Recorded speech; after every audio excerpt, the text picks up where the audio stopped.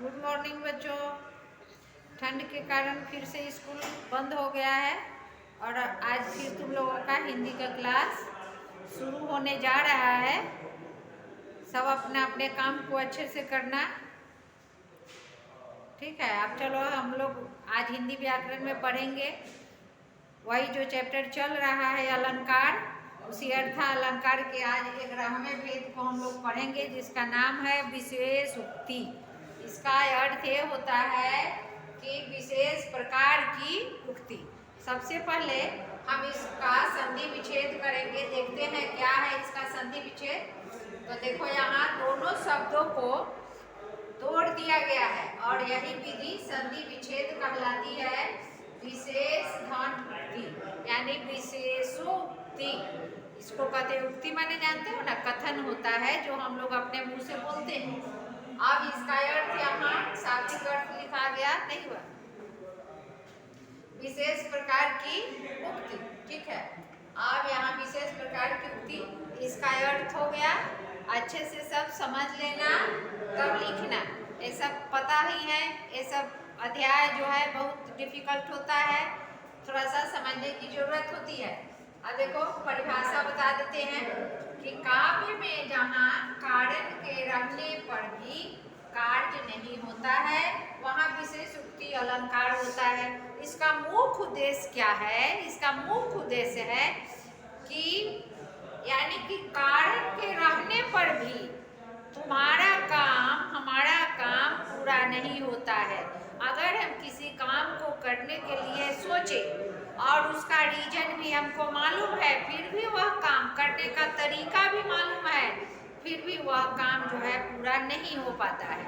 तो यह जो है विशेष उक्ति अलंकार का प्रविष्ट कथन होता है कि जिस अलंकार में, जिस काव्य में यानी कि कारण के रहते हुए भी हमारा काम पूरा नहीं होता है, वह एकदम निष्पक्ष भाव से विशेष उक्ति अलंकार होता है।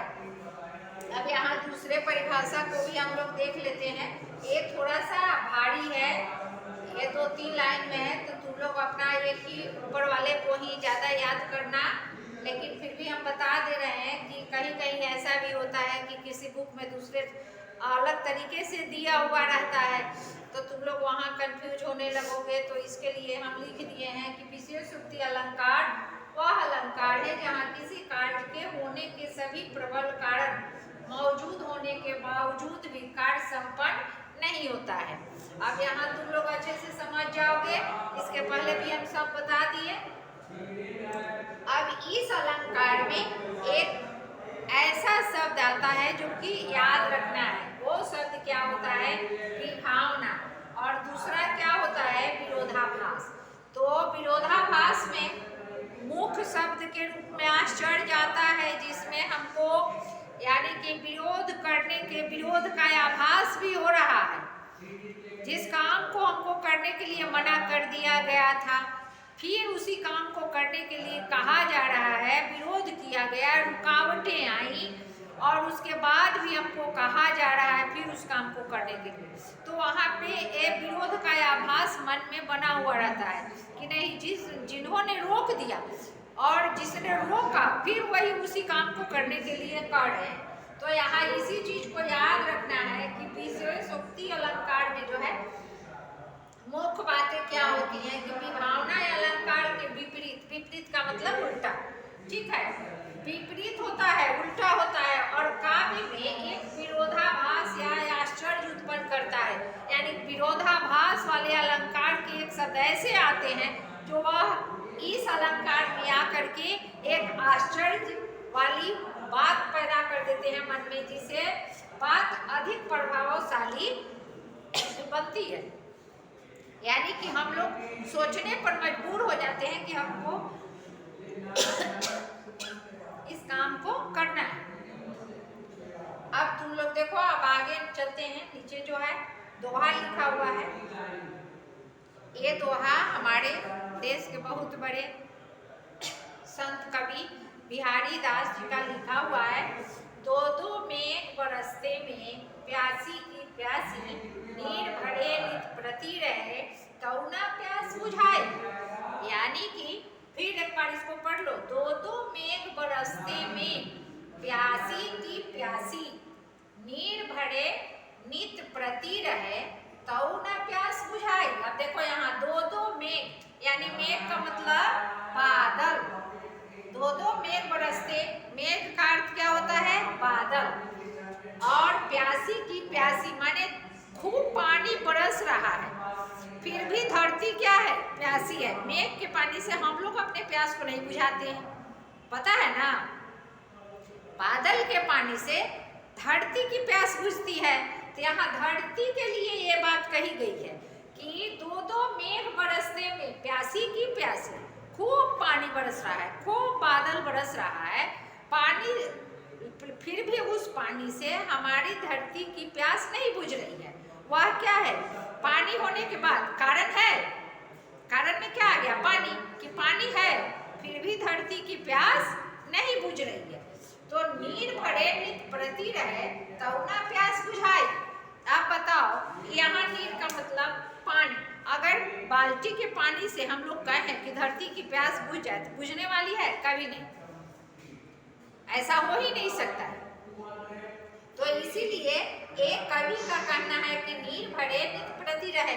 हमारे पास पर्याप्त मात्रा में पानी रहता है, लेकिन फिर भी हम उस पानी से धरती के प्यास को नहीं बुझा सकते हैं। उनकी प्यास, धरती की प्यास कब बुझेगी? जब पानी बरसेगा तब उसकी प्यास बुझेगी। आप दोनों कारणों को अच्छे से फिर वहां समझ लो सब। अब कारण यहाँ दिया हुआ है, देखो। दो दो बादल बरस रहे हैं, दो दो बादल बरस रहे हैं, यानी बार बार पानी बरस रहा है। अर्थ अच्छे से समझो।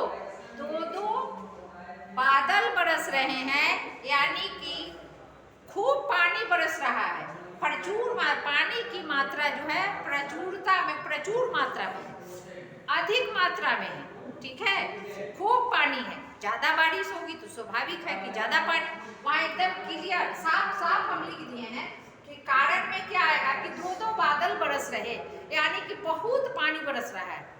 एकदम घनघोर बादल के कारण काफी पानी हो रही है, यानी कि पानी एकदम प्रचुर मात्रा में भरा हुआ है। ठीक है, अब कार्य का न होना, अब इसको समझना है। कैसे समझेंगे कि कार्य हमारा हो रहा है कि नहीं हो रहा है? तो देखो, फिर भी प्यास नहीं बुझ रही है। भाई किसकी प्यास नहीं बुझ रही है? तो धरती की प्यास नहीं बुझ रही है। ठीक है, अब यहाँ एकदम साफ साफ तुम लोगों को यहाँ बता दिए हैं हम कि तुम लोग अच्छे से समझ जाओ। कि अब कभी कभी यहाँ होता है कि बच्चे नहीं समझ पाते हैं कि इसमें कार्य का न होना कौन ऐसा शब्द है। तो देखो यहाँ हम साफ कर दिए हैं एकदम कि तुम लोग पढ़ोगे तो सारी बातें तुम्हारे समझ में आ जाएगी।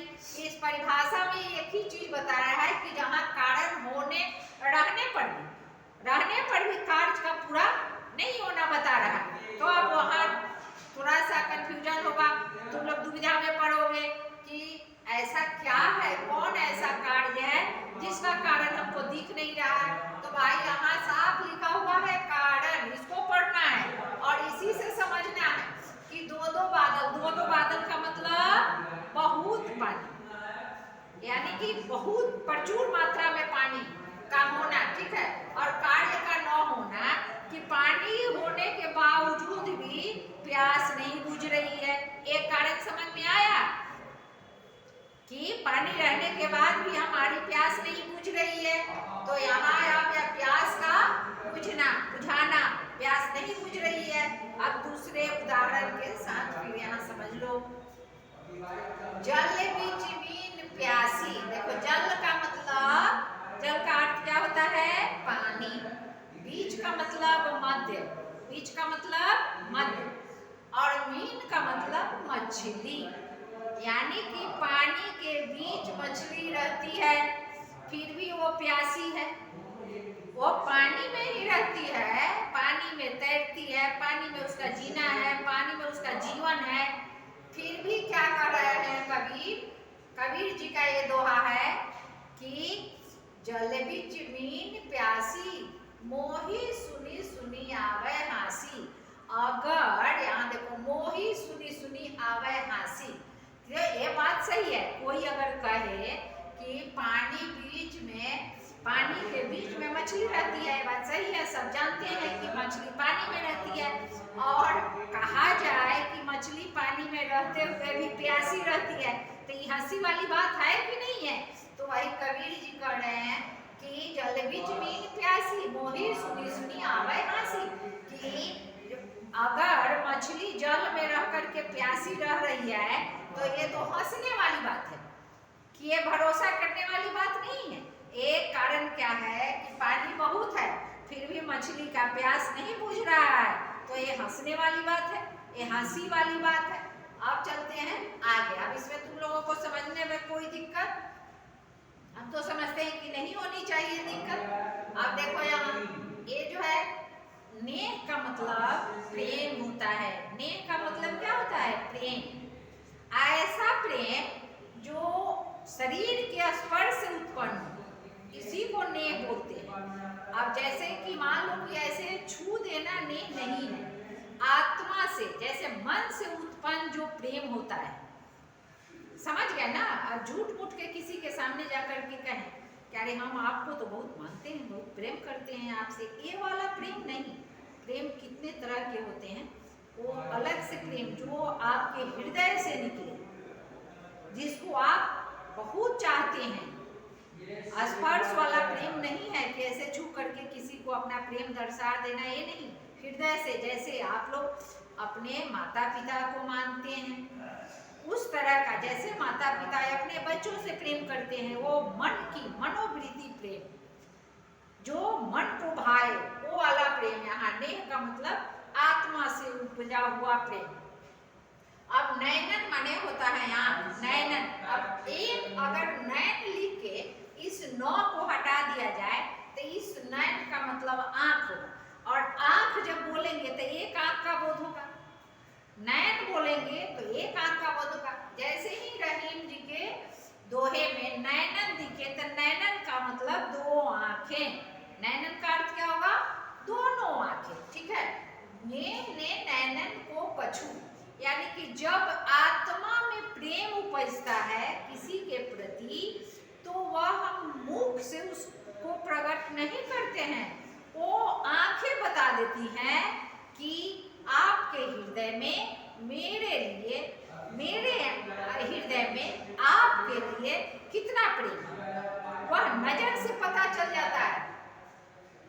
नेह ने नैनन को कछु उपजी बड़ी बलाय, यानी कि प्रेम जो है वह आंखों से देखने से हो जाता है। और मन का क्या है? मन में तो अनेकों तरह की बात आती रहती है, बलाय उसी को कहा गया है जो बात बुरी मन में उतर जाए, ठीक है। अब चलिए अब तीसरे में चलते हैं। तुलसीदास जी का एक रामायण का चौपाई है, मूढ़ हृदय न चेत, जो गुरु मिलहि बिरंची सम। इसमें कहा गया है, बिरंची का मतलब होता है निसंकोची आदमी, जो किसी तरह की बात को निसंकोच बोल देता है, बिना सोचे समझे कुछ भी बोल देना, ठीक है।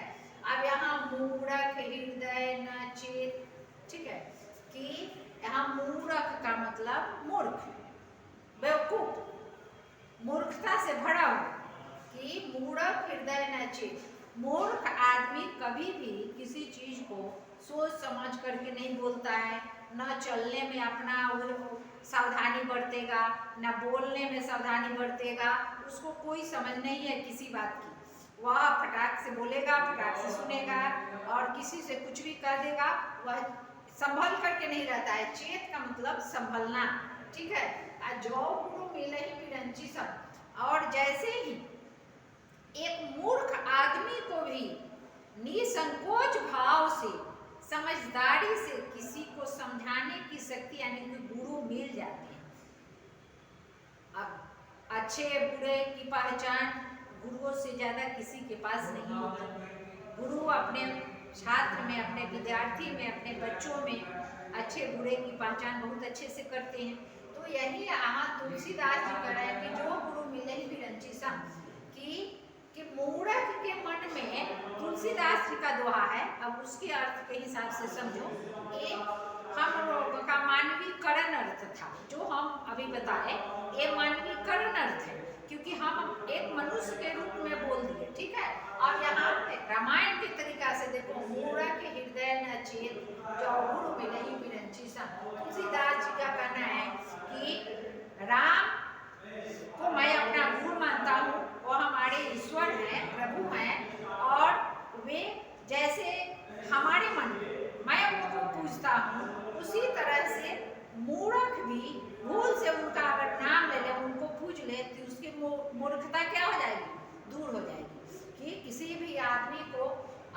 पूरी संकोच भाव की अपनी सद्भावना के साथ भगवान राम को क्या करना चाहिए, पूजना चाहिए।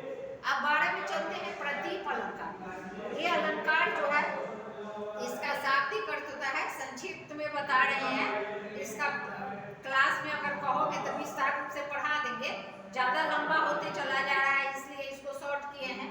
प्रतीप अलंकार इसका शाब्दिक अर्थ होता है प्रतीप का मतलब विपरीत या उल्टा।